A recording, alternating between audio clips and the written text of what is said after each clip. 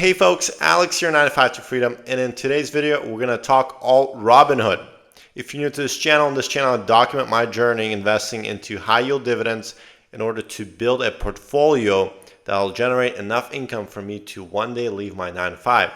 All of my income from my current employer goes into the Robinhood account, and then all my bills are all paid out of my brokerage account. So if you like this kind of content, make sure you check out my other videos. But today I'm going to talk about all Robinhood.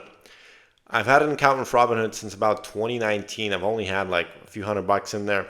And about a month and a half ago, I decided to move away from Fidelity into Robinhood.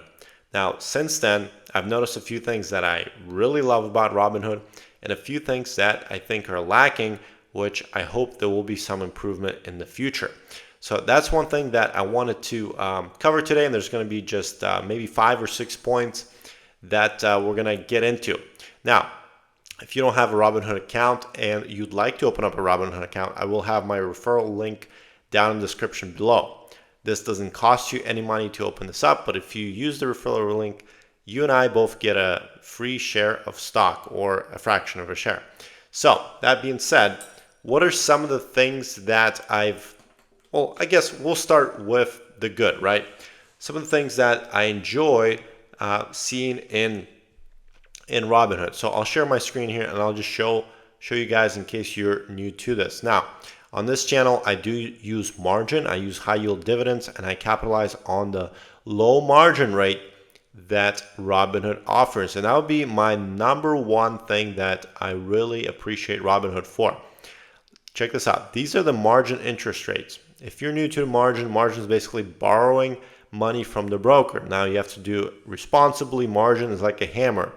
You can hurt somebody with it, you can hurt yourself, or you can build a house. So what's cool about Robinhood's margin rates is that they're very, very low. They're under 6%. If you're with Fidelity, E-Trade, Charles Schwab, any others, you're going to be paying way over 10% at this point. But look at this. If you use just $1,000, and this is with Robinhood Gold. Robinhood Gold costs about $50 a year. Doesn't cost very much, but they will lend you $1,000 interest-free for you to use, which is phenomenal.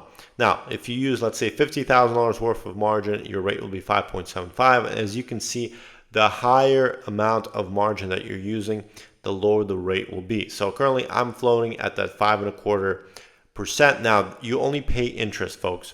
So if you're buying ETFs on margin, you're only going to be paying for the amount of money that obviously you're borrowing, and you're going to pay it on a monthly basis. Now, it is calculated on a daily interest. As you can see here, this is costing me $33.27 a day. Now, I am borrowing right now $234,000 from Robinhood in order to buy ETFs that are paying me much more than the 5.25%. If that interests you, make sure you check out my other content where I do a deep dive on this information. So that is the point number one, and I think that's one of the main reasons why a lot of folks switch over to Robinhood is because nobody's able to match that rate that they're offering. So the next point, and I've covered this one in my previous videos, is the margin maintenance. Now, margin maintenance is basically the requirement to keep a certain amount of money that you're unable to margin against.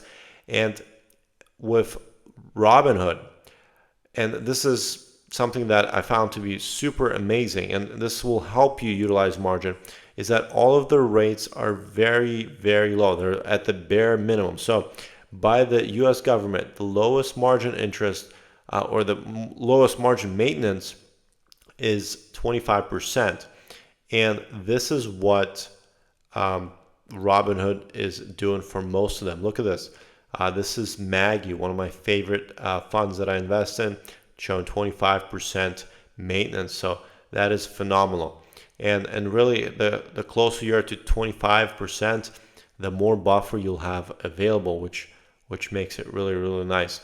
So I'll just show you another one here. Let's see here, QQQH. I got into this fund earlier last week, 25%. So all of my tickers are really 25%. There's a couple in here that are at a 30%. I think HOOW.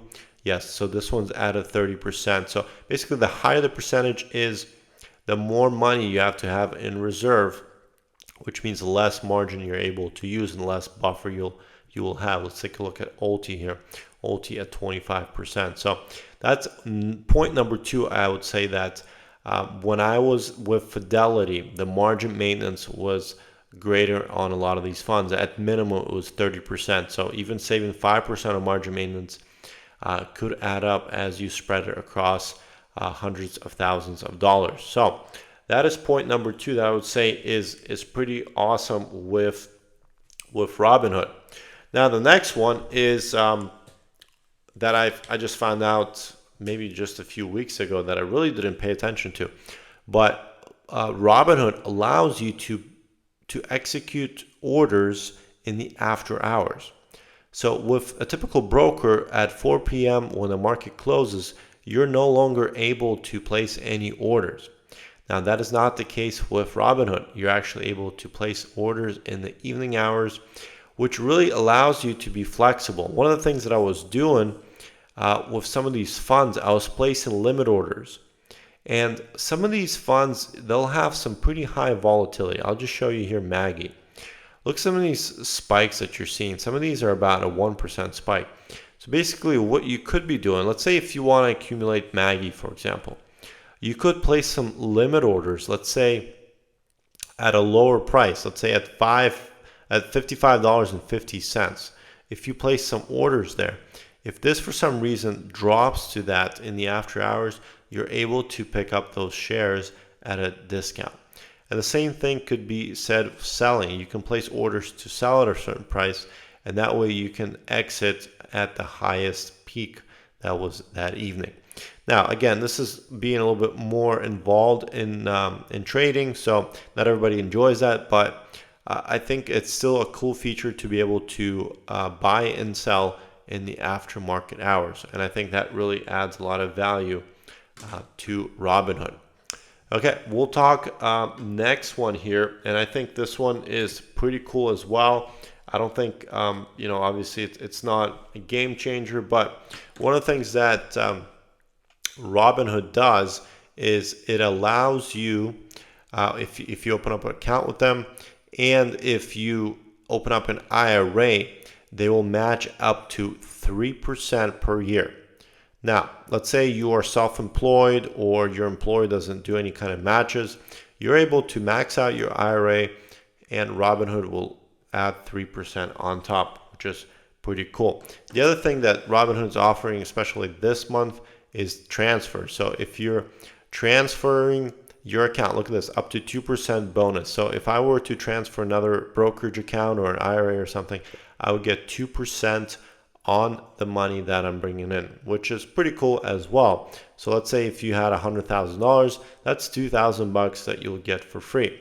Now, one caveat there is that you have to have that account with them for about 5 years until you really get to keep that money. If you leave earlier, you have to pay that back. So that's one thing that I don't think they really tell you that as much up front. So those are some of the positive sides of Robinhood that I've really enjoyed. Other than the obvious, I think their app, I use an Android, I have a Google Pixel, and their app is just super easy to use. I mean, it really just takes like 5 minutes to be able to navigate everywhere.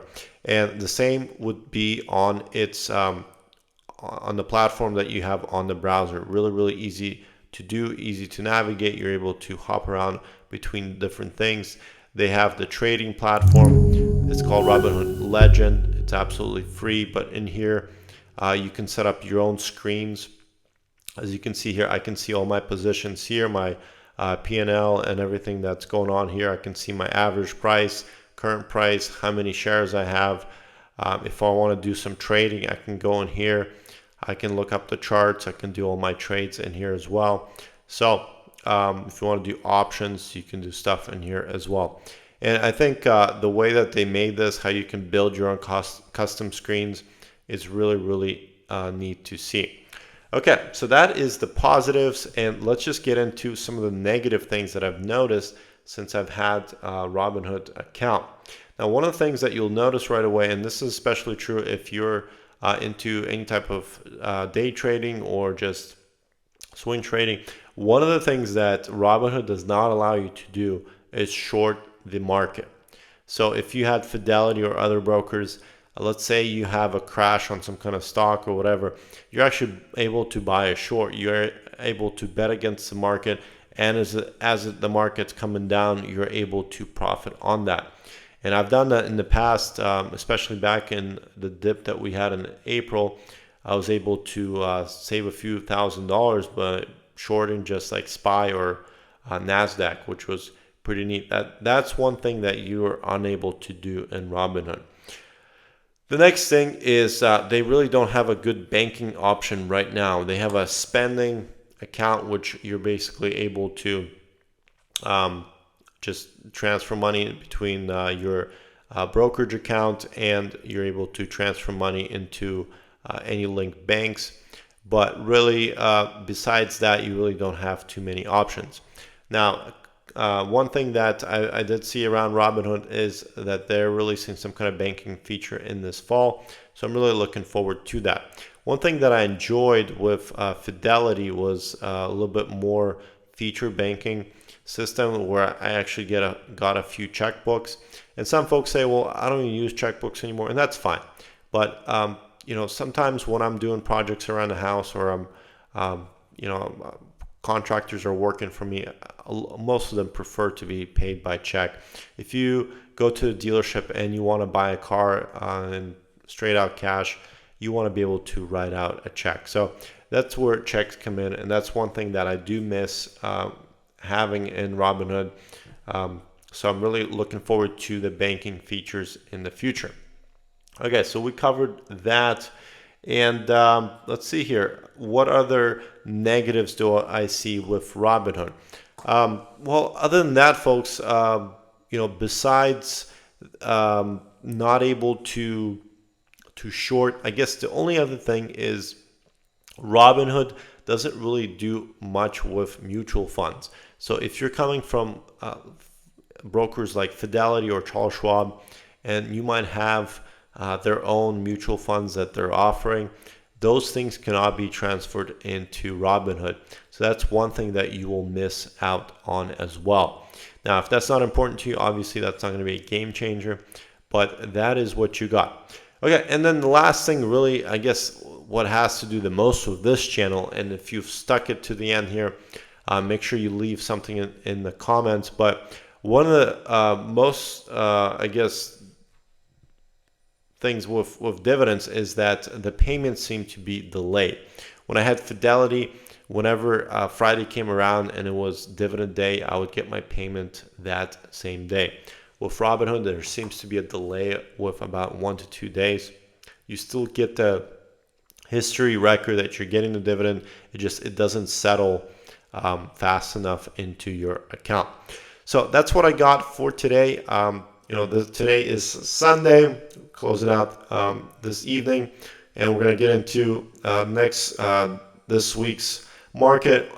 Really hoping to see some kind of more news around the rate cuts, and hopefully that helps out the market as a whole. So appreciate everybody watching and subscribing to this channel, folks.